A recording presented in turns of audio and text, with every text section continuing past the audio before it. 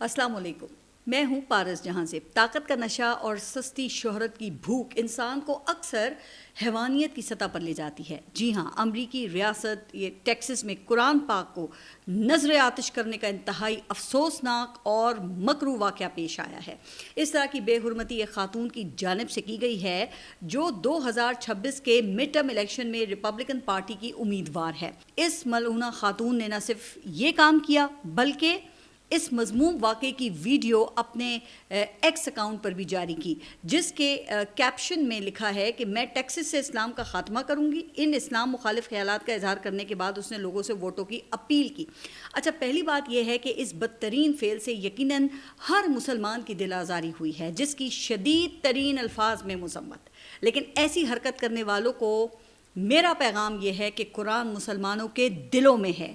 تم اس کتاب کو جلا سکتے ہو لیکن دل پر بنے نقش کو ہٹا نہیں سکتے، مٹا نہیں سکتے۔ تاریخ میں ایسی خواہشات کے حامل ہزاروں ملعون آئے اور گئے جو اسلام مخالفت میں اس جیسی مکروہ حرکتیں کرتے پائے گئے تاکہ مسلمانوں کے جذبات کو ٹھیس پہنچا کر تسکین حاصل کریں، اور کئی بدبخت تو مالی اور سیاسی فائدے کے لیے ایسی سنگین حرکتیں کرتے ہیں تاکہ اسلام کا خوف دلا کر انتہا پسند طبقے کی وہ توجہ حاصل کر سکیں۔ لیکن اس سب کے باوجود آج کی تاریخ میں دنیا میں سب سے زیادہ پھیلنے والا مذہب اسلام ہے، جس کا بیانیہ قرآن پاک ہے، جس کا سچا کلام تو پتھر دلوں کو بھی موم کرنے کی صلاحیت رکھتا ہے۔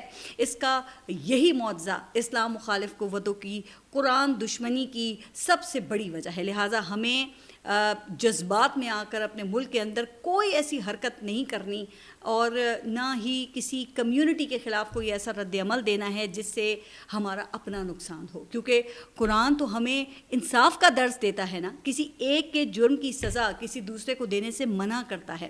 البتہ ہاں، ہماری حکومت کا فرض ہے کہ امریکہ کے ساتھ اس معاملے کو وہ اعلیٰ سطح کے اوپر اٹھائے اور پاکستانی قوم کے جذبات سے ٹرمپ انتظامیہ کو آگاہ کرے، کیونکہ اس طرح کے واقعات کسی بھی معاشرے کے لیے زہر قاتل ہوتے ہیں، خاص طور پہ امریکہ جیسے معاشرے میں جہاں ہر عقیدے کے لوگ رہتے ہیں، اور ایسی کثیر المذہبی سوسائٹی میں تو پھر ظاہر ہے کہ رواداری برقرار رکھنے کے لیے تمام مذاہب کا احترام اور بھی ضروری ہو جاتا ہے۔ اور یہی وہ نقطہ ہے جو آپ کو یاد ہوگا کہ عمران خان نے اقوام متحدہ کے پلیٹ فارم سے اٹھایا تھا۔ پھر ان کی کوششوں کے نتیجے میں 15 مارچ کو اسلاموفوبیا کے خلاف عالمی دن منانے کی قرارداد اقوام متحدہ نے پاس کی۔ اچھا، اگرچہ عمران خان تو آج جیل میں ہیں، لیکن عالمی سطح پر یہ دن ہر سال منایا جاتا ہے، اور اتفاق کی بات یہ ہے کہ 15 مارچ 2022 کو اقوام متحدہ نے یہ قرارداد پاس کی اور اپریل 2022 میں عمران خان کی حکومت ختم ہو گئی، جس کے بعد سے ان پر مشکل وقت ہے، سختیوں کا ایک سپیل آتا ہے، پھر کچھ وقتی ریلیف دے کر ان کے سامنے کچھ آپشنز رکھے جاتے ہیں جن کو عمران خان نہیں مانتے، اور پھر اس کے بعد مزید سختی کے ساتھ پھر نیا سپیل شروع ہو جاتا ہے۔ 9 مئی کے بعد گزشتہ 2 سالوں میں ایسے کئی سپیل آئے ہیں جس میں یہ رپورٹ ہوا ہے کہ اس کے دوران جیل کے اندر عمران خان کو قید تنہائی میں ذہنی ٹارچر سے دوچار کیا گیا اور جیل سے باہر پارٹی کو تخت مشق بنایا گیا۔ خیال تھا کہ اس طرح کے حربوں سے عمران خان کے حوصلے جو ہیں وہ پست ہو جائیں گے، ٹوٹ جائیں گے، وہ معافی کے لیے خوب گڑ گڑائیں گے، اور جب ایسی سٹیج آئے گی تو پھر جو شرائط چاہیں گے منوائیں گے، اور اس طرح ایک اور مقبول لیڈر میاں محمد نواز شریف بن کے قصہ پارینہ ہو جائے گا۔ پھر اللہ اللہ خیر صلی اللہ، لیکن یہ تمام اندازے جناب غلط ثابت ہوئے، اور دیکھا یہ گیا کہ جب جتنی بھی سختی بڑھائی گئی عمران خان نے اتنی ہی زیادہ شدت سے جواب دیا ہے۔ نو کمپرومائز، نو اپالوجی، نو ڈیل۔ گزشتہ روز بھی 4 ماہ کا ایک ایسا ہی سپیل مکمل ہوا جس میں رپورٹ یہ ہوا ہے کہ انہیں شدید ذہنی اذیت دی گئی ہے۔ ہائی کورٹ کے حکم کے باوجود اوپن ٹرائل کا موقع نہیں دیا گیا، اور ٹرائل میں فیملی اور تمام وکلاء کو جانے کی اجازت تک نہیں دی جاتی تھی۔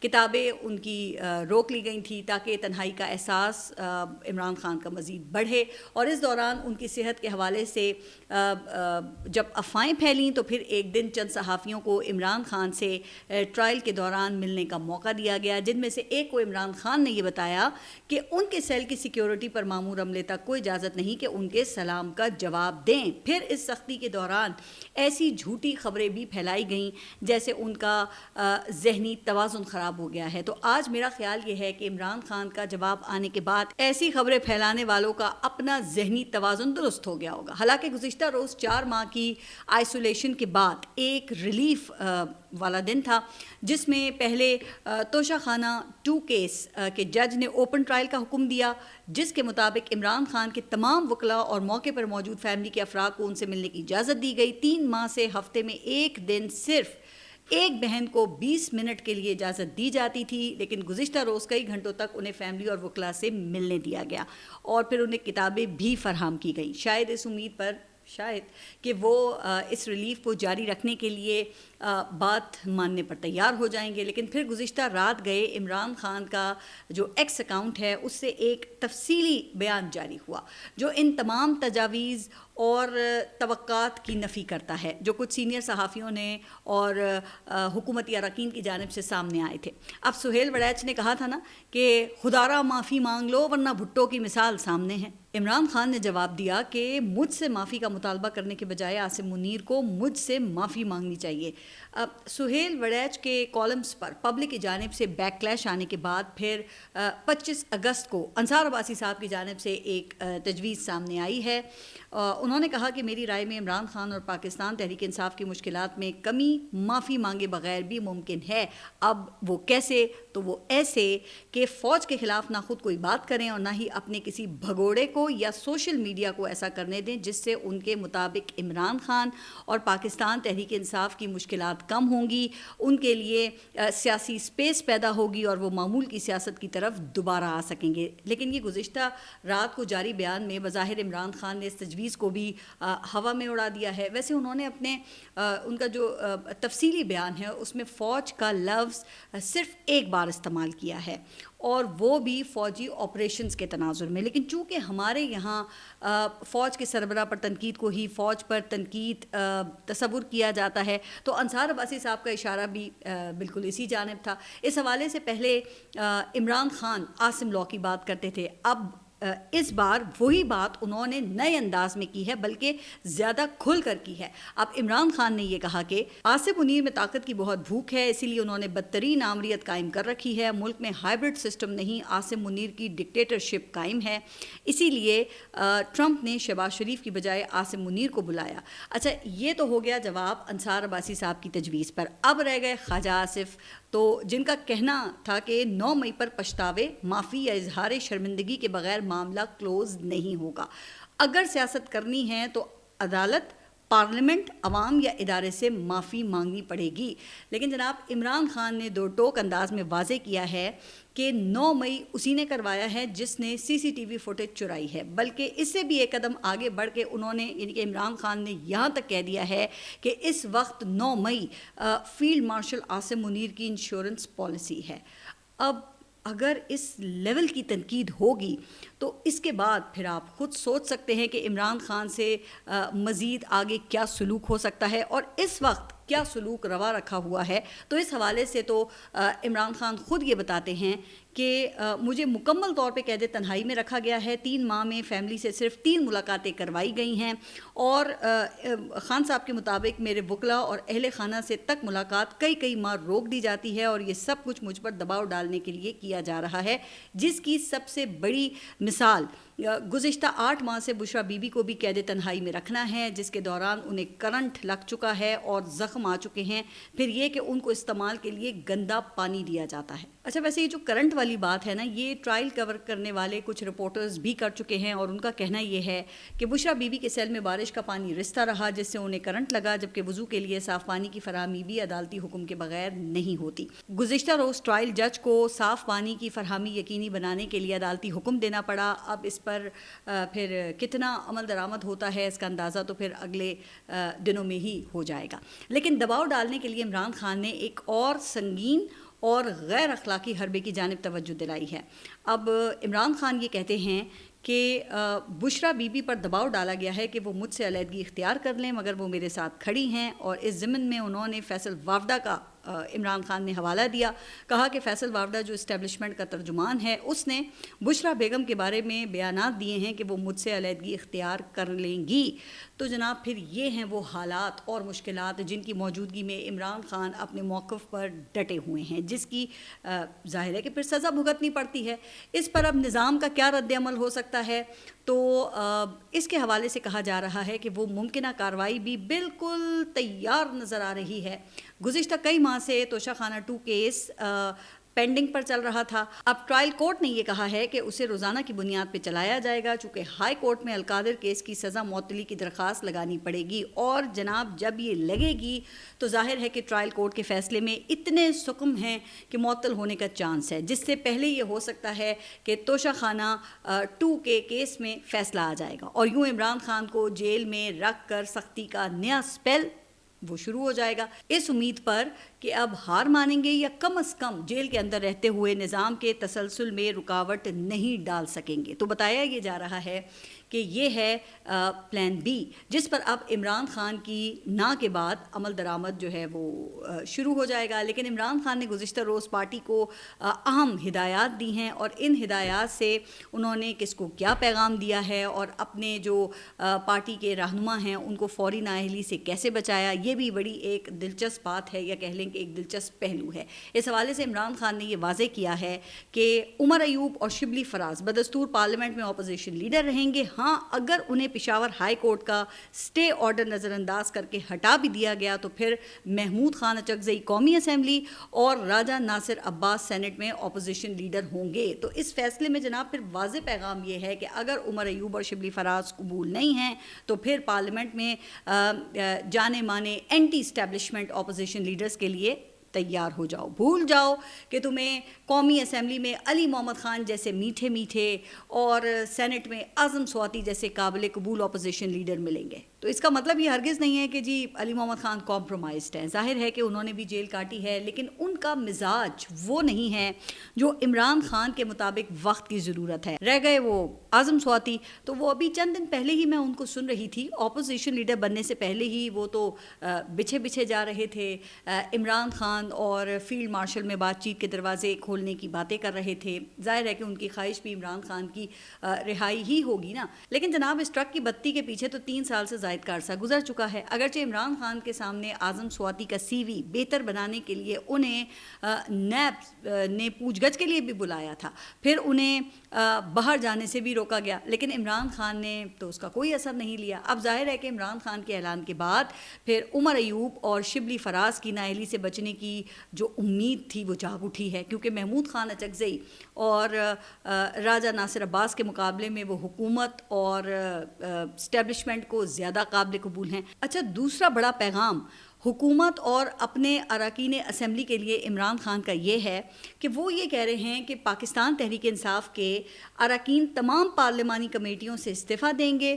تو اس میں حکومت کے لیے بھی میسج ہے کہ جناب اگر یہی سلوک جاری رہا یا رواں رہا تو پارلیمنٹ سے بھی استعفے دیے جا سکتے ہیں, جبکہ اپنے اراکین کے لیے میسج یہ ہے کہ جاگ جاؤ, پارلیمانی مراد لے کر سسٹم کے ایسے بینیفیشری نہ بنو جس سے حکومت کو لیجیٹمیسی حاصل ہو. اس کے بجائے تحریک کی تیاری پکڑو, اور اس ہارڈ میسیجنگ کے بعد بائی الیکشنز کے حوالے سے بھی عمران خان نے اپنی سوچ کی وضاحت کی ہے, اور ان کا کہنا اس پہ یہ ہے کہ میری رائے میں تو 9 مئی کیسز میں جھوٹے الزامات پر دی گئی سزاؤں کے نتیجے میں خالی سیٹوں پر ضمنی انتخابات میں حصہ لینا ان جھوٹی سزاؤں کو جائز تسلیم کرنے کے مترادف ہوگا. اسی لیے پارٹی اس معاملے پر غور کر کے حتمی فیصلے کے لیے اپنی تجویز میرے پاس لے کر آئے.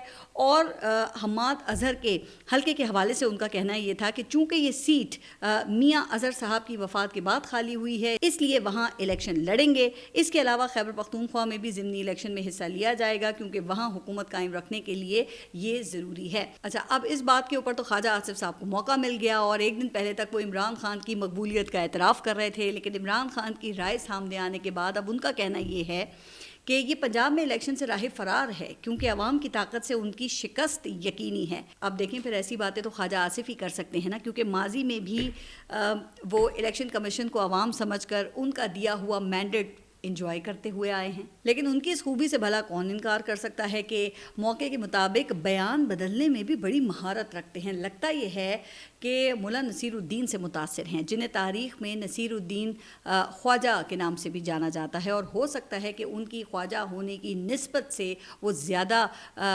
قربت محسوس کرتے ہوں. خواجہ آصف، کہا یہ جاتا ہے کہ ملا نصیر الدین کو موقع اور ضرورت کے مطابق ایک ہی سوال کے مختلف جوابات دینے میں بڑی ہی مہارت حاصل تھی. ایک دن وہ گدھے پر الٹا سوار ہو گئے. کسی نے پوچھا کہ ملا آپ گدھے پر الٹے کیوں سوار ہیں؟ تو جواب دیا کہ پیچھے سے آنے والے خطرات دیکھنے کے لیے. اس شخص نے پھر پوچھا کہ سامنے سے آنے والے خطرات کا کیسے پتہ چلے گا؟ تو انہوں نے جواب دیا کہ انہیں گدھا دیکھ رہا ہے.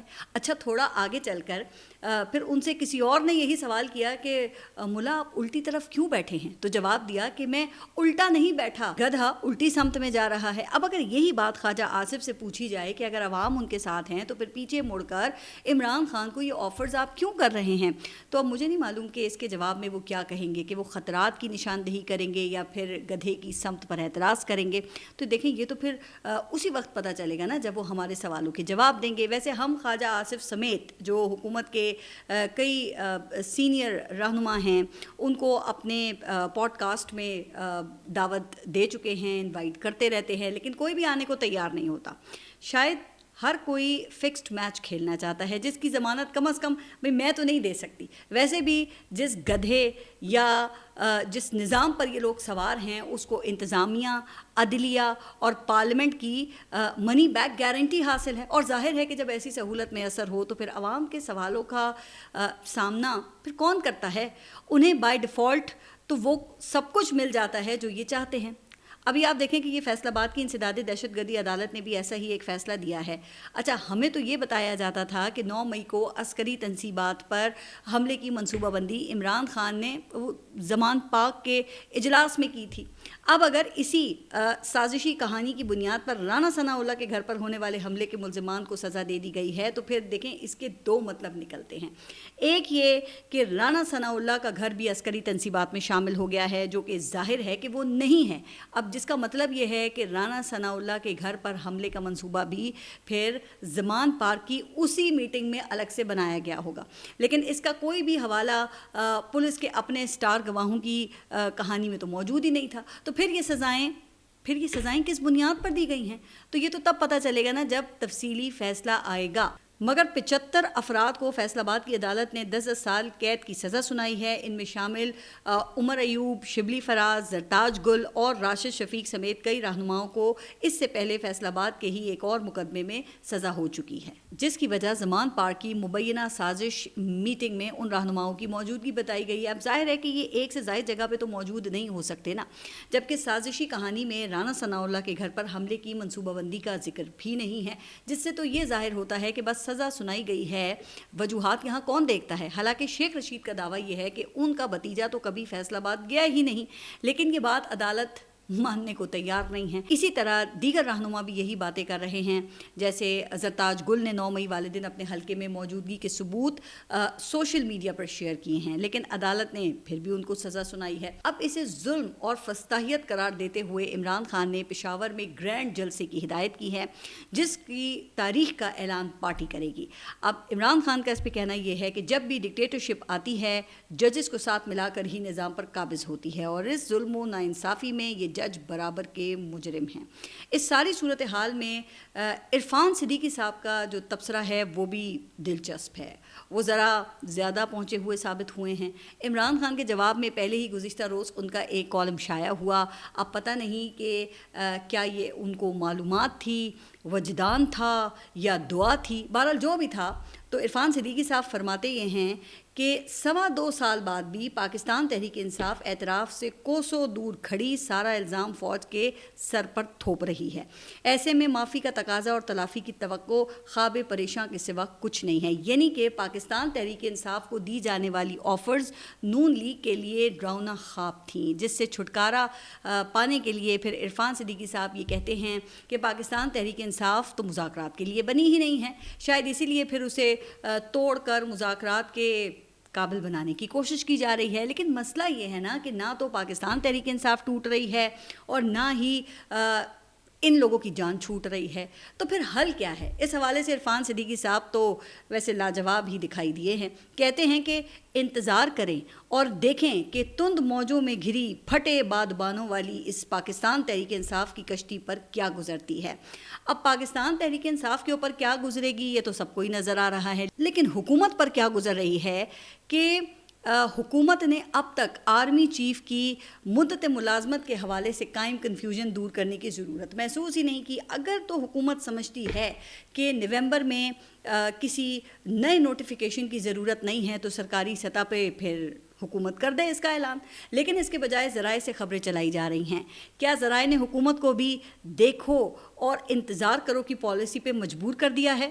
آپ سب اپنا خیال رکھیے اور اگلے ولاگ تک کے لیے اللہ حافظ.